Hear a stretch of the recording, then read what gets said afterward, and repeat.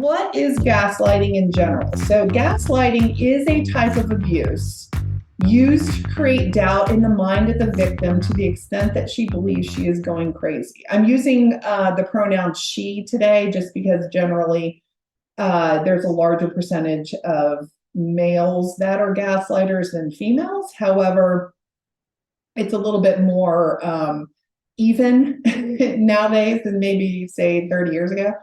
Gaslighters distort the truth to manipulate, control, and confuse their victims. And it's an extremely common tactic in emotionally abusive, narcissistic, and coercive relationships. You probably see it used all the time if you are working in the same sort of general area with manipulative people, with people who are in the criminal justice system, with people who are mandated clients, with people who've been diagnosed with personality disorders, and also in addiction work. So it's something very common. You may or may not recognize what it is when it happens, but once we're done with this presentation today, you'll definitely know what to look for when we're talking about gaslighting and just other things that happen in emotionally manipulative relationships. So there's a history of an origination of this particular issue. So initially, gaslight was coined by an individual named Patrick Hamilton in 1938, and he had a play called Gaslight. It was made popular by a 1944 movie called Gaslight, which starred Ingrid Bergman and Charles Boyer.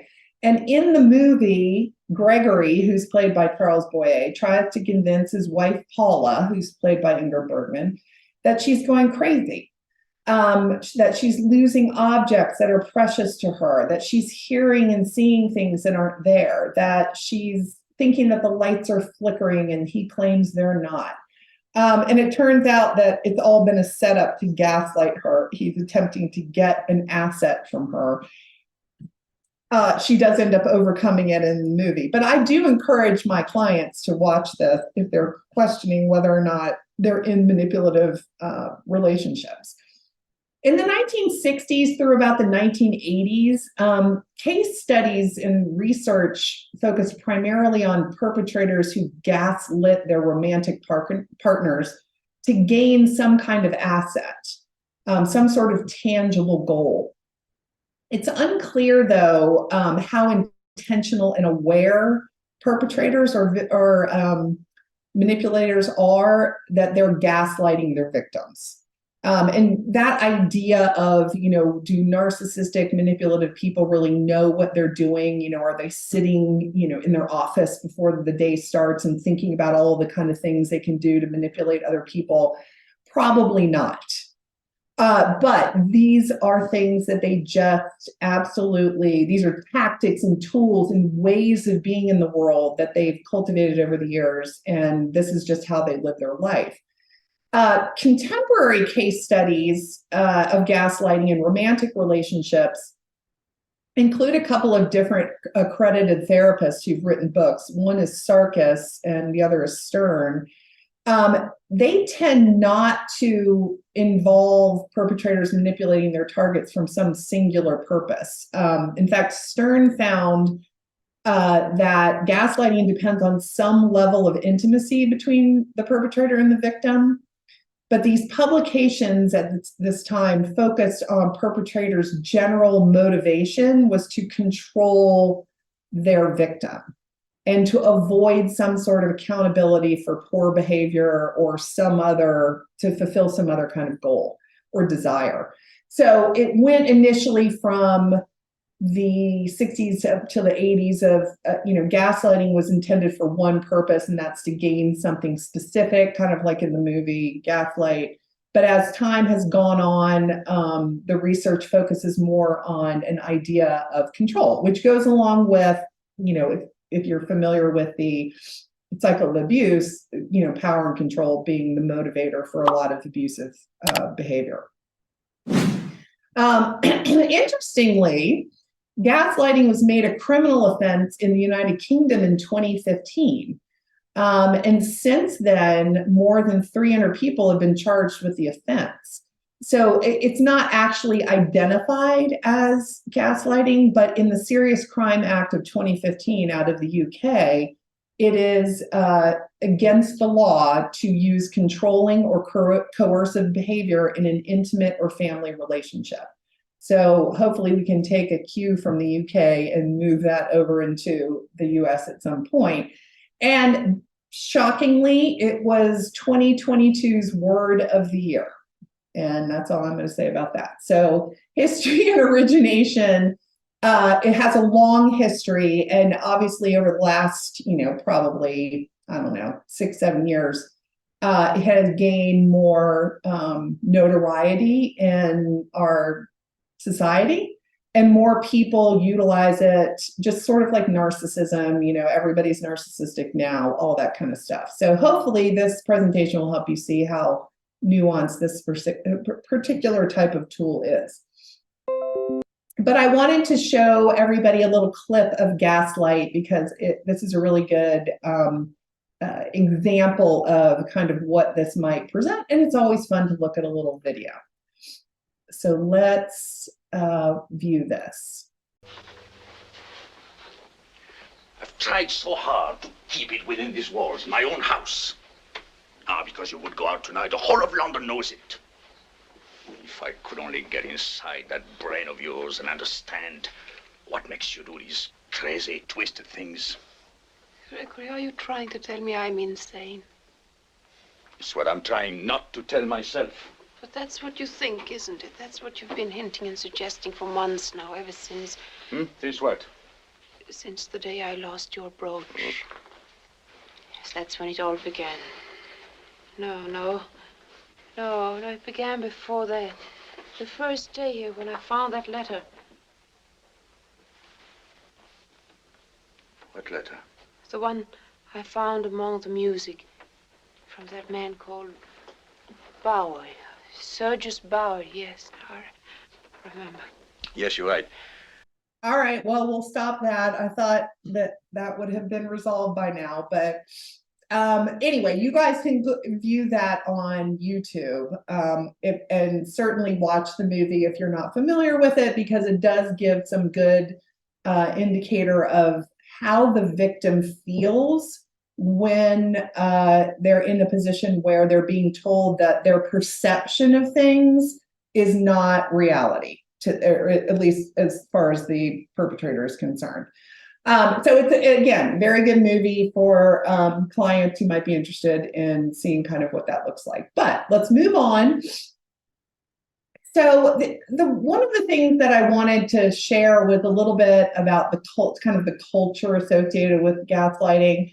And Page Sweet did some research in 2019 and came up with something called a situational map of gaslighting. And this is rooted in sociology. Nika, thanks. She shared the clip for the movie. But at any rate, so Sweet did this research, the sociological research on gaslighting. And what she found was that it's rooted in gender stereotypes.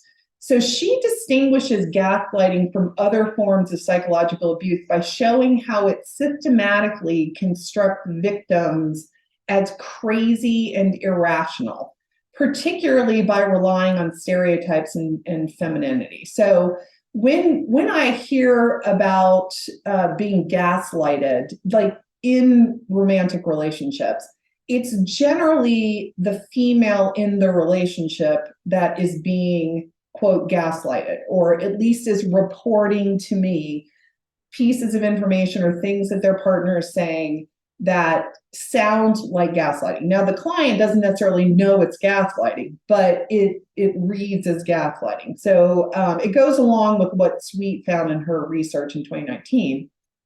But she also argues that social inequality and cultural stereotyping provide for gaslighting strategies as well. Specifically, gaslighting is gendered due to the association of femininity with irrationality, which makes women more vulnerable to this form of abuse.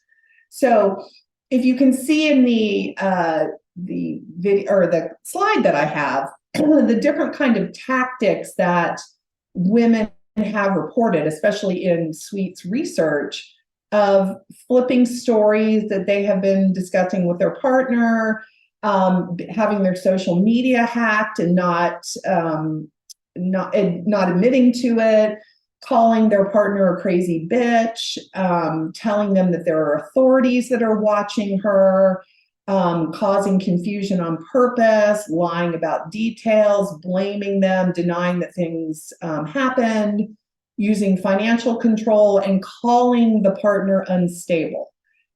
Sweet found that those things are particularly prevalent with gaslighting, and certainly measure up with what at least men might consider about women. And so some of the stereotypes that feed into this are things like women are irrational and they're silly and they can be hysterical, and sexuality is bad, and they're careless and they need masculine control. They're unreliable witnesses. They're bad mothers. Along cultural lines, immigrants are ignorant, or Black women are aggressive. So they're using these tools or these stereotypes to fuel their gaslighting. Okay. So across racial and socioeconomic backgrounds, women identified a hostile atmosphere of confusion and distortion. This is what Sweet found consistently in her research. And so the main argument that she makes is that gaslighting operates via the exploitation of these social vulnerabilities in unequal intimate relationships. And gaslighting reveals the centrality of the cultural association of femininity with irrationality in perpetuating gender inequality, especially in intimate relationships. And she also found that institutional settings, or that gaslighters use institutional settings as well. The mental health system, I'm going to take you to court and tell everybody that you're unstable.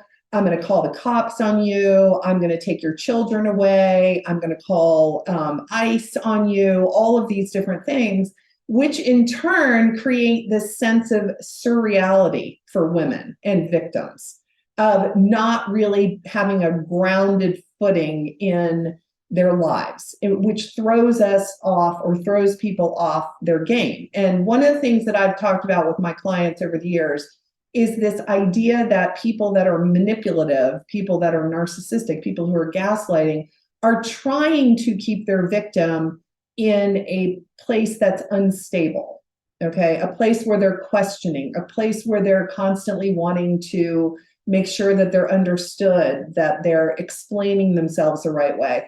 And that keeps that person in that relationship.